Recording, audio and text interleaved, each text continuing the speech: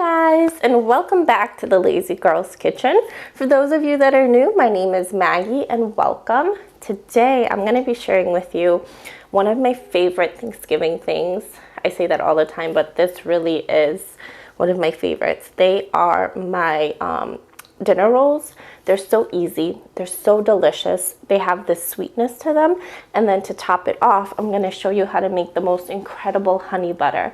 So if you want to see exactly what I'm talking about, make sure you keep on watching.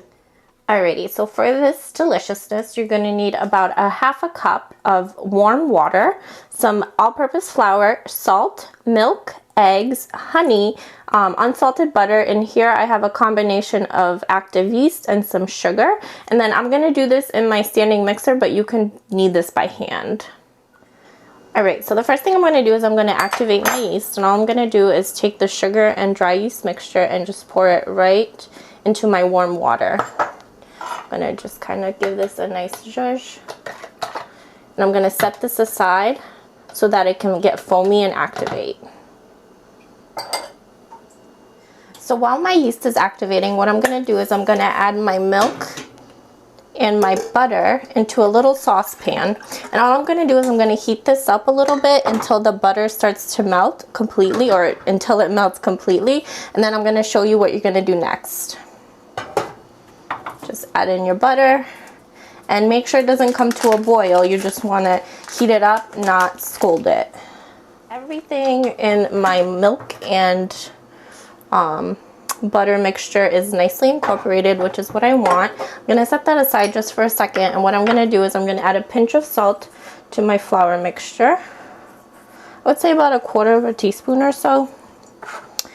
And then all we're going to do is we're going to start adding things to our blender.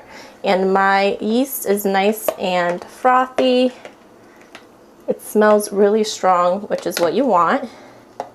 So all we're going to do is now add everything in. So I'm going to start with the yeast. Let me get my attachment. Okay, the yeast, the eggs, and I'm going to get this going.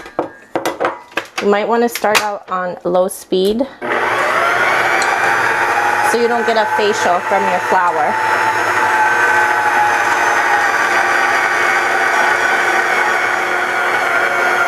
And now what you can do is you can either pour it in through the side or stop the mixer completely and add it in. But I'm going to try it this way and see how it works. Alright, so here's the dough so far. As you can see, it's really watery, but that's okay. It'll mix through. So at this point, I'm going to go ahead and add in my honey, and then I'm going to let it continue to mix. Alright, so here's the dough, and it's very sticky. So what I'm going to do is I'm going to take it out of my mixing bowl and put it on my counter space on a well-floured surface. And we're going to work it until it's not as sticky anymore, because it'll be impossible to form dinner rolls from this. So you're just going to knead it using your hands. Add flour if you need to, obviously. And you just want to knead it until it's not sticking to your fingers like this anymore. I'll show you what you're looking for when I'm there. Alrighty friends, so my dough has come together. As you can see, it doesn't stick to my hands, but it's still really, it's tacky but not sticky, if that makes any sense.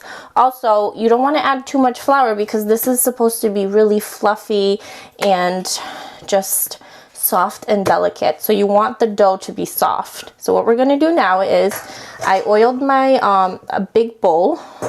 Just put some nonstick oil in there. I'm going to put my dough into the oil. Just flipped it. And what I'm going to do is I'm going to take a clean kitchen towel. Make sure it's lint free, and I'm going to cover this, put it in a warm place for about 60 to 90 minutes or until it doubles in size. The best place in my house is my living room because that's where the heat is, so it's the warmest place for us always. And then I'll see you here. I'll show you what you're looking for when that's all set. So I took out my dough from the, well, I didn't take it out. I brought it in from the living room. I it did rise, but I completely forgot to film that part. So I'm just gonna basically show you how you're gonna cut your bread up. So I kind of make mine in like as much as an even, you know, layer as I can. Let me show you. See, so I'm trying to make it pretty even. And then what I do is I just go with this. And like I said, it's sticky, so you want to lightly flour your surface. And then what I do is I cut this in half.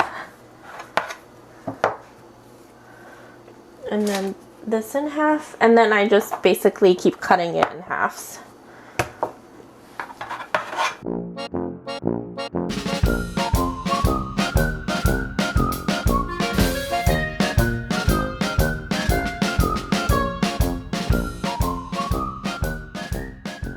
So here are all of my little dough pieces, if you will, and I have 32, but it may vary depending on how big they are and that kind of jazz.